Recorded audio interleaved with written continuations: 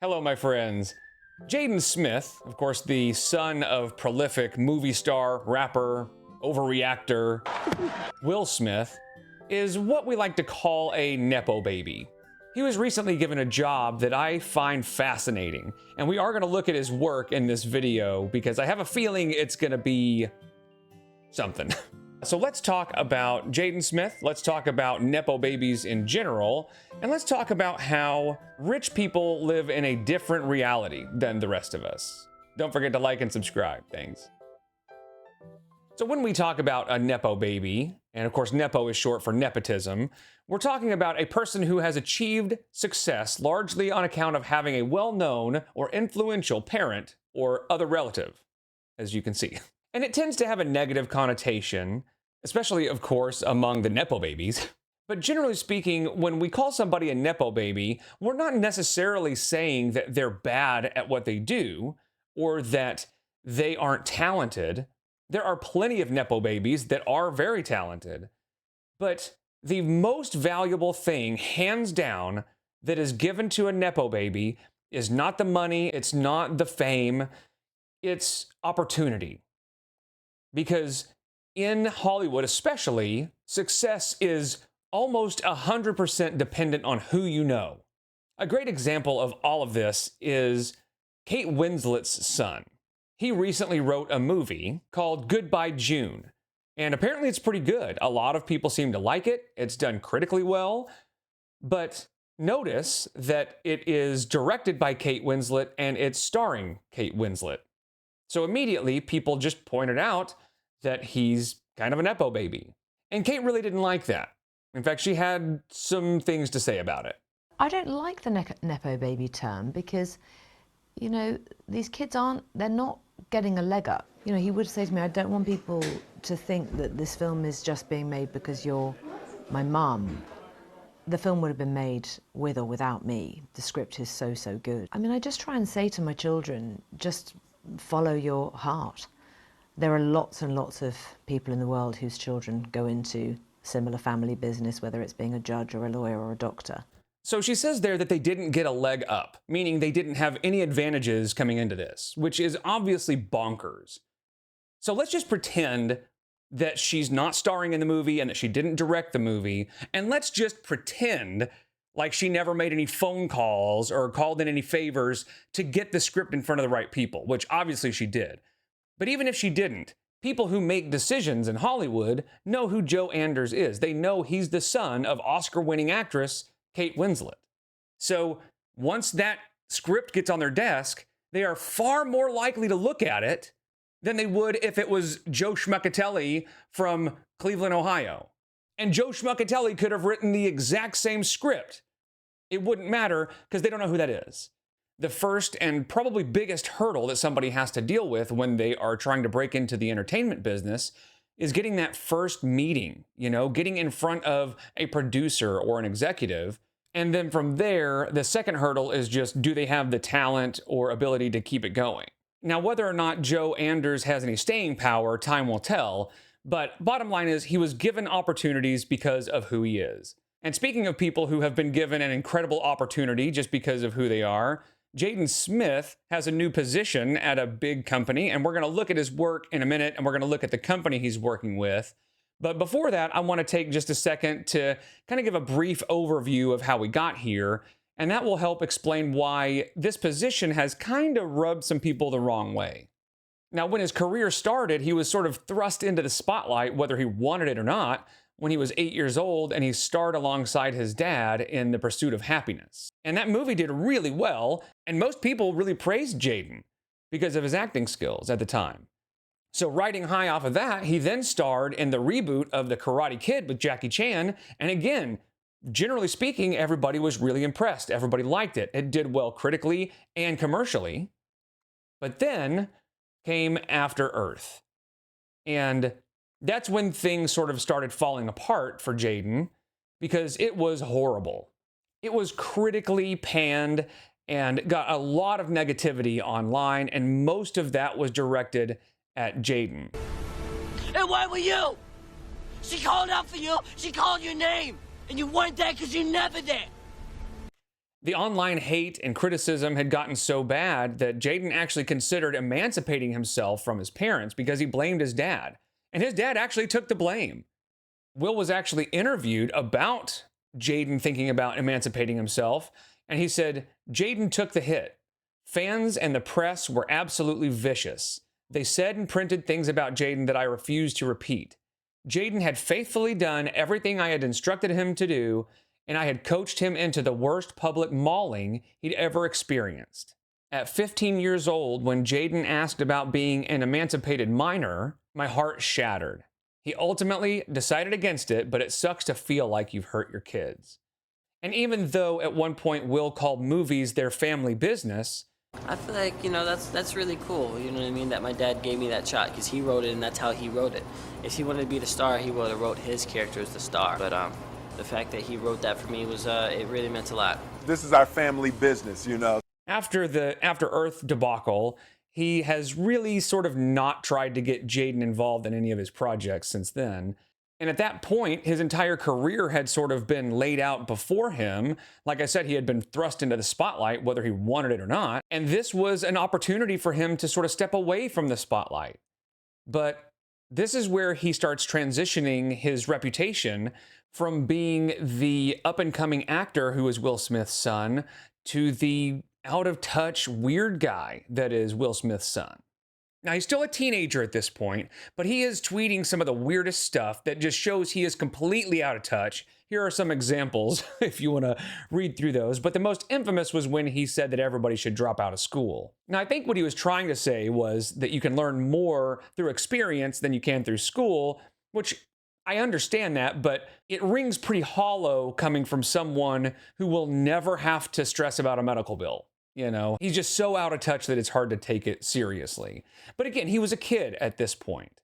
So he's just doing all kinds of weird stuff. In fact, he actually wore a white Batman suit to Kim and Kanye's wedding and to his prom that year. So that kind of thing, alongside all the tweets and stuff, kind of cemented his reputation as just an attention seeker. But as he's transitioning from being a teenager into adulthood, he's working on his music, which he had dabbled in music in the past. Now, when you and I dabble in music, we might buy a guitar and watch some tutorials online.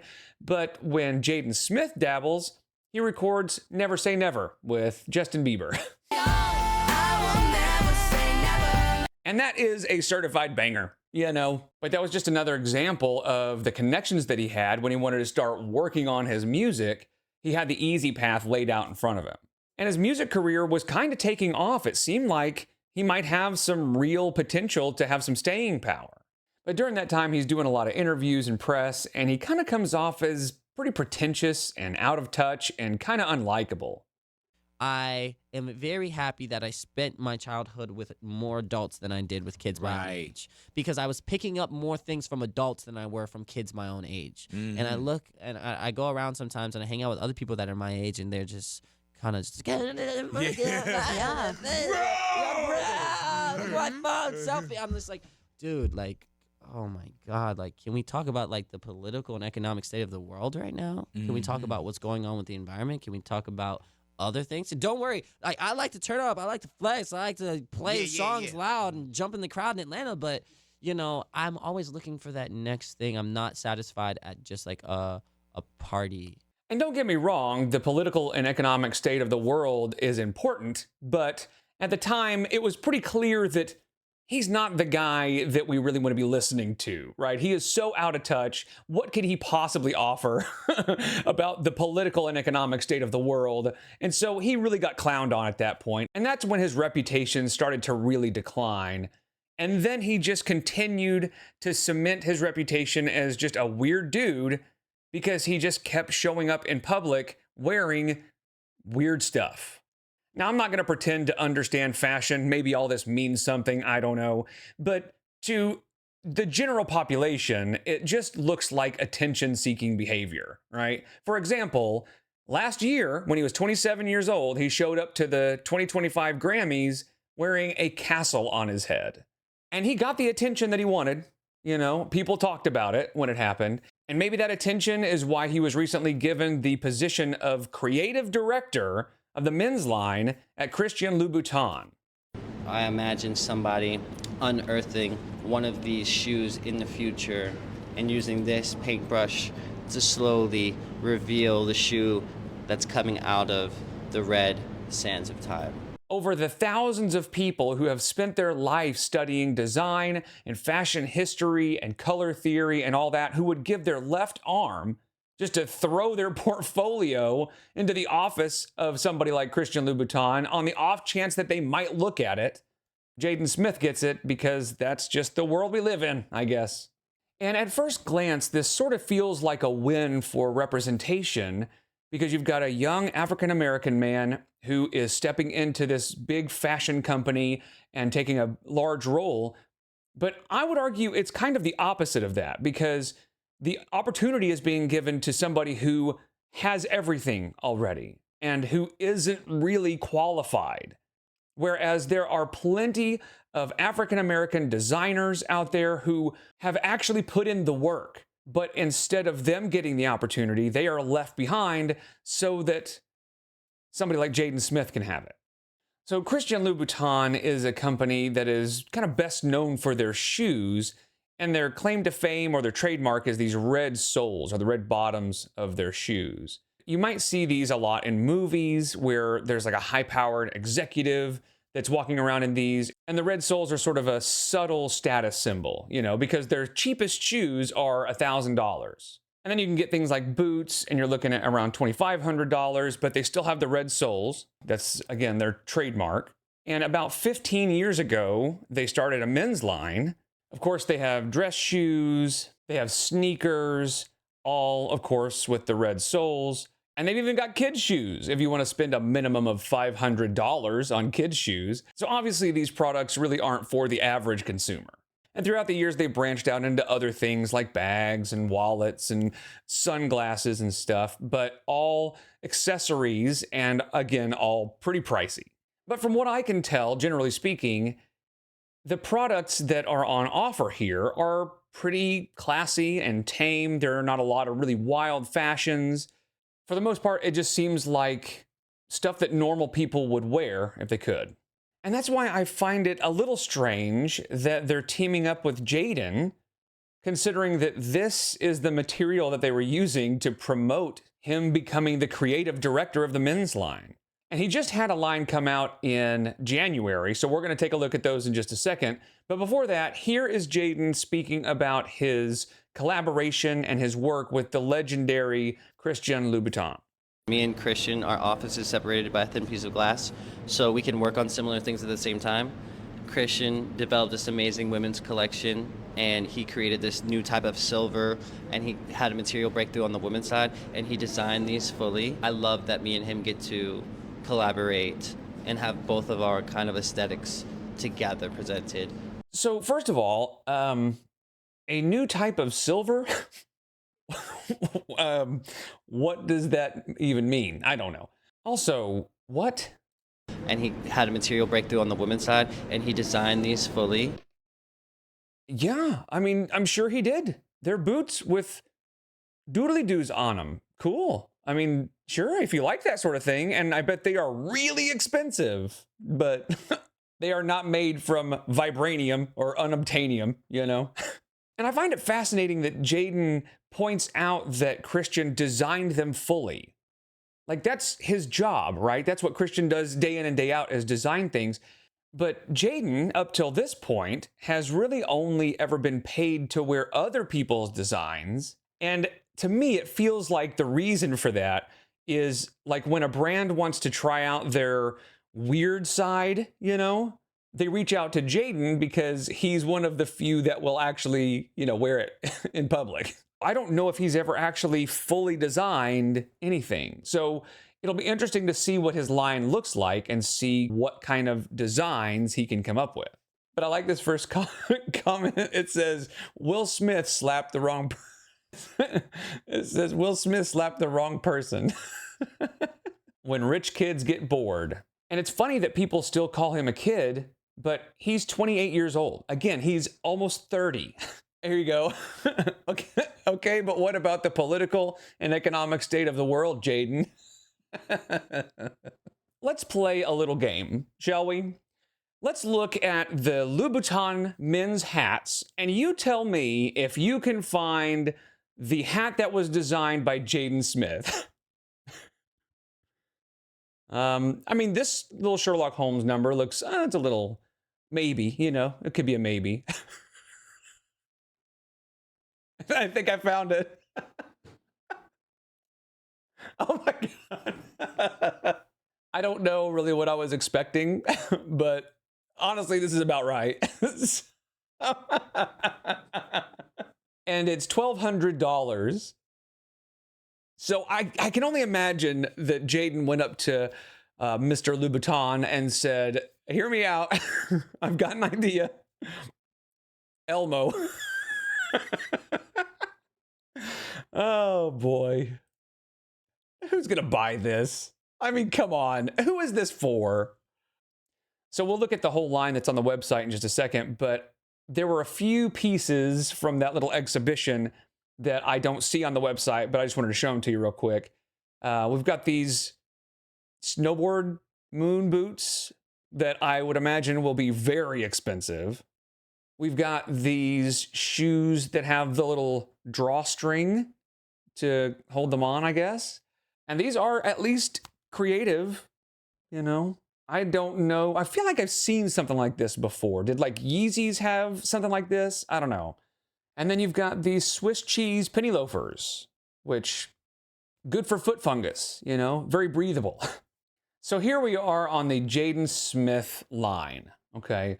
It says Jaden Smith offers a first glimpse into his visionary universe with the launch of an avant-premiere capsule. Yeah, I just knew how to pronounce that. It's no big deal. In this limited edition release, available online and at select boutiques worldwide, Jaden Smith pays tribute to the Maison's most iconic color, red, which is obviously their kind of trademark. This capsule revisits some of Christian Louboutin's signature silhouettes while introducing avant-garde propositions comprising slip-on and lace-up shoes and boots, sneakers, bags, and gender-neutral accessories. Now, I will say, one thing that Jaden has sort of been praised for is blurring the line between what is traditionally masculine and what is traditionally feminine, and that's fine, that's cool. But the problem is it tends to be overshadowed by just the weirdness of it all. So you have a bandana for $190, which is a single piece of cloth for $190. Cool. You've got the sneakers that are sneakers. They look fine. Some of these are really not that bad. But, I mean, they're just sneakers for $1,000. And, boots for $2,400 that are definitely boots. They look like boots. And some different boots for $1,750. And then we get into what is pretty obviously Jaden's style. He likes the little pearls on stuff. He has been seen wearing several outfits where there's just pearls on the whole thing, where he looks like he's in like a mocap suit from a movie. So that's a style that he enjoys. So he brings that to the table. But then, of course, we've got the Elmo series. We've got the boots that, I mean, somebody might wear at some point. And it's got the name on the back. That's very important, got to make sure, because that's what you're paying for is the name. $3,000. I can maybe see some like celebrity people in LA wearing something like this, but probably not. But they've also got the, the shoe version. I mean, who doesn't love that? That is very cool. I mean, for $2,000, they make pretty good house shoes, I guess, but they're dress shoes. You can see that it's fur attached to a dress shoe. Some people have too much money, man. And of course, we've got the hat, which I just can't figure out who this stuff is for. even the people that have the money to spend $1,200 on an Elmo fur hat, I can't imagine them doing that, you know? And we get into some more of the tame stuff that he's designed. We've got a shoehorn keychain for $500. I mean,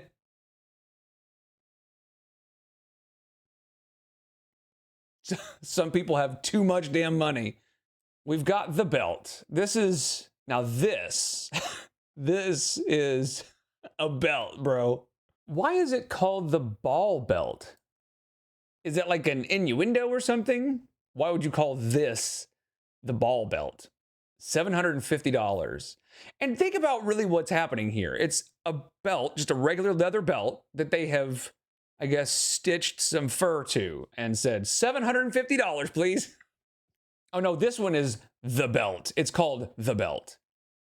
And this way you can prominently display your $1,250 that you have spent on this belt, you know? The card holder. A tiny piece of leather for $350. And again, these are all designed by Jaden. So we've got this harness bag that honestly is kind of cool. Like, I think it would be cumbersome and it'd be in the way a lot, but it looks fine.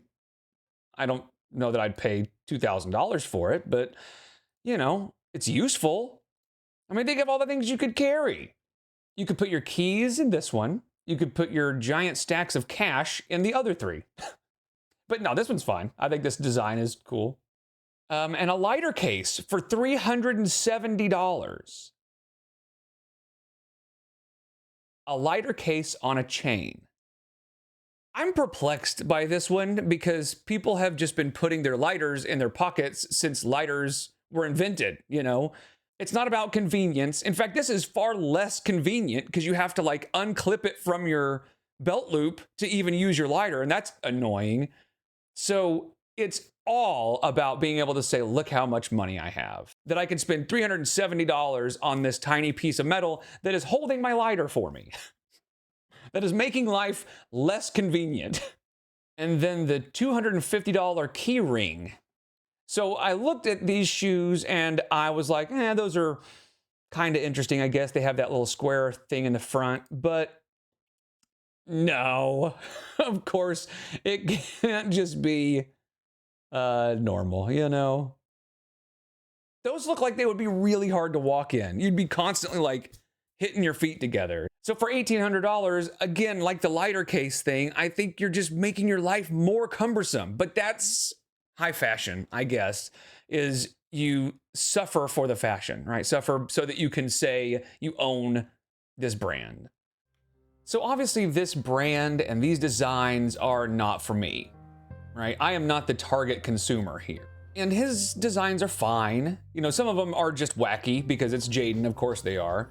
But the whole thing kind of feels like a stunt because to the general population, Jaden is just a weird nepo baby that wears weird stuff and people don't really take him all that seriously. Now maybe the fashion world takes him seriously, I don't know. It just kind of feels like an attention grab from Louboutin. And I guess it kind of worked. Some people are talking about it, but not really. I don't see this everywhere. But also, most people sort of stopped really caring what Jaden Smith does, you know? But I just thought this was interesting, and I still just think it's a shame that there are so many qualified people who would give anything and everything to have a position or even just get the attention of somebody like Christian Louboutin. And instead, because Jaden Smith just happened to be born Jaden Smith, he was given this great opportunity. In the grand scheme of things, this is all just a nothing burger. But I just thought it was interesting, you know? And I had kind of forgotten that Jaden Smith existed until this popped up in my For You page on TikTok. So I just thought I would share it with you because, again, I just thought it was fascinating. So I appreciate you guys. I'll see you in the next one. Take care.